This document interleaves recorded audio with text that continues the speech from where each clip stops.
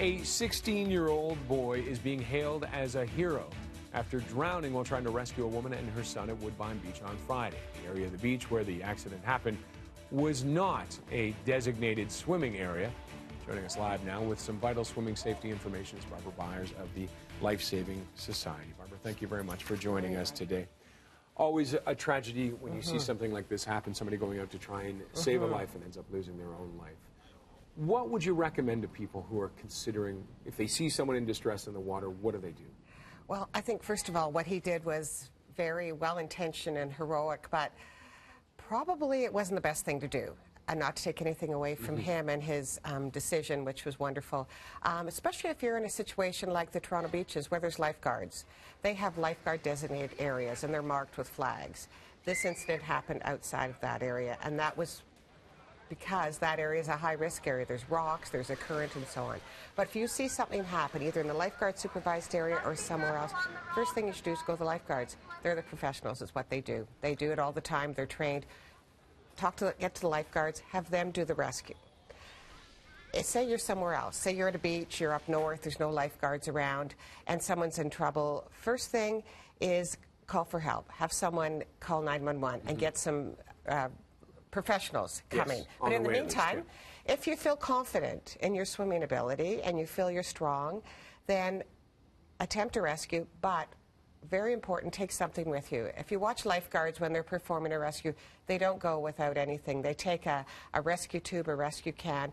It's really important. Like firefighters, you got to protect yourself. So take something with you so you can extend it to them. So say there's a ring buoy, or say there's a lid from a cooler, a life jacket, a pool noodle. Take something like that, and if you can calm them down, maybe throw it to them. If it's too far, go out there, but put that between you and them, because when a person's panicking, they're going to grab onto you. I remember that was one of I learned when I was doing my swimming lessons and lifeguarding lessons, is they just want to get out of the water. Of course. And they see you as floating, and they're going to go after you, and it's a difficult situation. And often when that happens, this person who's drowning develops this superhuman strength. They grab onto you as a way to get out of the water, and often both people die, which is terrible. So don't go without anything. Take something with you. Get help first and put that between you and them. But if there's lifeguards around, the safest place to swim is where lifeguards are. Less than 1% of drownings occur in that situation. What should you do when you go down to the beach first thing? Especially if you have kids. Yeah, well, you should assess the situation. A beach like the Toronto beaches, there's lifeguards. If they are working and there's a designated swimming area, it's because they believe it's safe. Swim in that area. Don't swim in the non-lifeguard supervised area.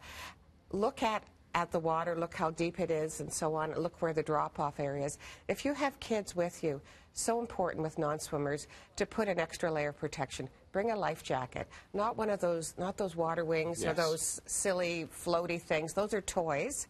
They're not life-saving devices. Put a life jacket on. That's an extra layer of protection. That'll keep their face out of the water.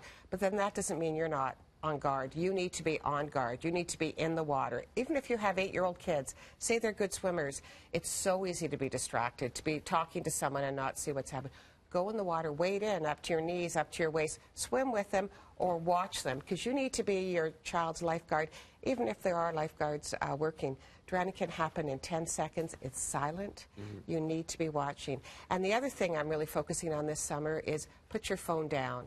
Put your phone away. You cannot look at your phone and lifeguard your kids at the same time, because drowning is silent. If you're not watching them, you can't see the transition from a happy, cheerful kid to someone in trouble. Okay, and it's very, and you don't hear screaming, you don't hear flailing. Anything. That's all in the movies. Someone's saying, "Help, I'm drowning." They're not drowning. They're probably unhappy. They might be in distress. But if you can talk, then you don't have water in your airway. So you cannot hear a person who's drowning. So you need to watch them. Lifeguards, when they're lifeguarding, watch for changes in the eyes and the face. If a person could be swimming, and then all of a sudden they're panicking. They go from being horizontal to vertical, and you can see it in their eyes. So watch, watch, watch.